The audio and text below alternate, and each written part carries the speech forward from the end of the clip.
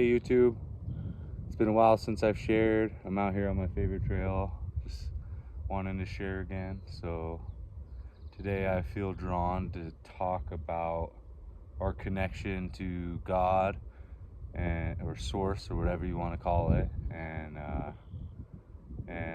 our natural born divinity that we all inherently have.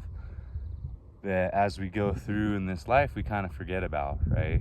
There's so many distractions and lower ways of thinking and belief systems and fear that keep us in lower states of consciousness, and they keep us from realizing how powerful we are as creators and what our purpose here might be on earth, right? I think we're all here to learn and to grow and to experience, but above that, we're also here to share and to touch others and to have love and to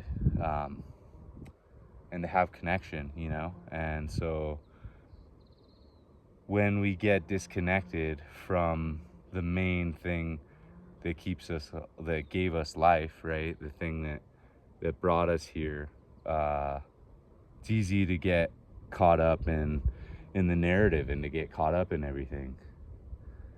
But when we can take time to connect to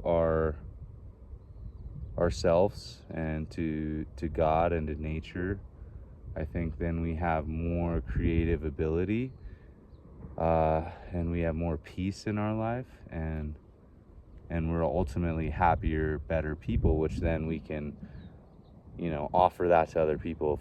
If you're not happy and you're not in a state of peace and you're not doing what you love, then you don't have as much to offer. So when you fill your own cup, and it's not about a point of selfishness, but knowing what your needs are and how you can recharge and reset and get in alignment in your own life, when we come from that standpoint, we have a lot more to offer people, and they're probably more willing to listen too, because let's face it, we're a society, our society is very judgmental. And I know in my own life, before I started applying a lot of the knowledge that I was gaining, I had all these great concepts and ideas and theories, and they're beautiful and they changed my perspective, right? But knowledge is different than wisdom in that you haven't applied it yet to your own life. So once you start applying the principles to your life, and people can see the produce from the seeds that you've planted, and see what you've been able to grow in your own life, then it's more easy to look at you and be like, okay, well, maybe he's someone that I should listen to, at least in that aspect.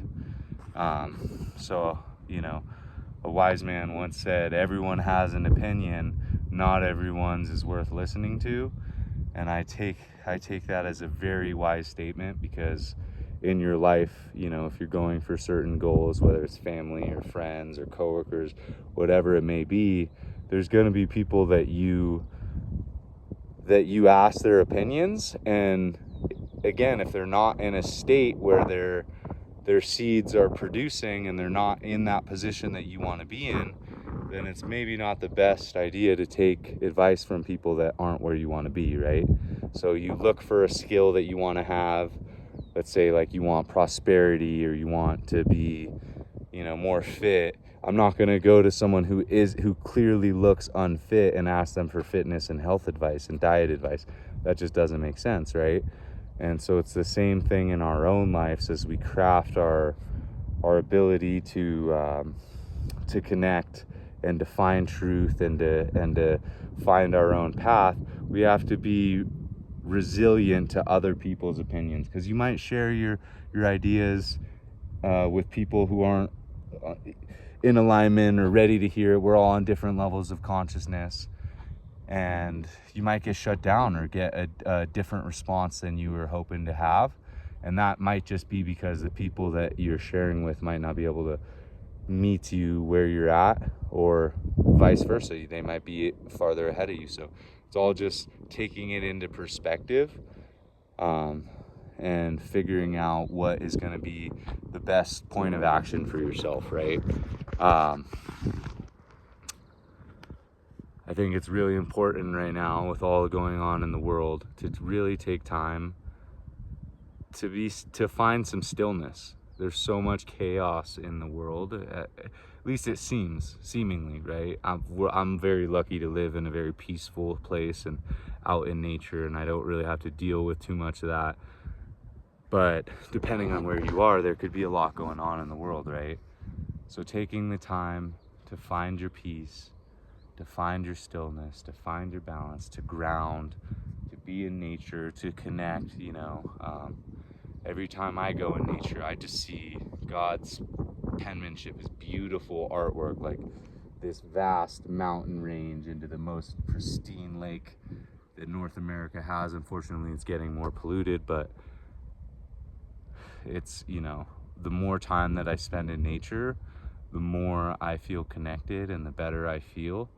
And so right now, with all that's going on in the world, this has been my sanctuary. This has been my outlet, right? So,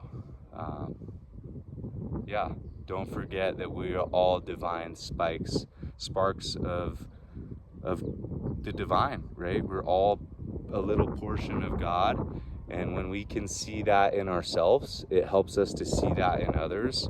And we can see the beauty in life, and we can see the beauty in other people, even if they can't see it themselves. And then that helps us to bring that out in the world. And that's what we need more of, not more people who are in fear and scared and worried. We need more people who are empowered and ready to create and ready to make a change in this world that we have. Because I see two ways that this goes, but I believe that light wins, right? And in order to do that, we need to be the change that we want to see. We need to make the changes we want to see. We need to stop harming our planet and start protecting it, start protecting our animals, start protecting the children and the people who have been taken advantage of the most, right? So that's what I felt called to share today. Hopefully this makes sense. Hopefully you can take some time and to find the divine in yourself, so you can help see it in others, so that we can live a more divine life, right? We can live a more heart-centered, more nature-centered life, and start caring about this planet more and about each other more, because I think that we got disconnected from that. And that's what's enabled us to do so much harm to ourselves and to our neighbors and to our planet and to everything, right? We've just corrupted everything. So as we get back to our roots, and as we get back to our divinity, as we get back to nature and God and community, I think that's going to enable us to have a bright new world. So thanks for listening. If you made it all the way through, enjoy the day. Seize the day. Every day is a blessing. You never know when you're going to take your last breath. So just be grateful for the moments that we have, and try and make the most out of every day. Get out there and do the things you love, and share some love with people, because right now people are going through it. And the more love that we can bring out in this world, the better place it'll be. So thanks for listening.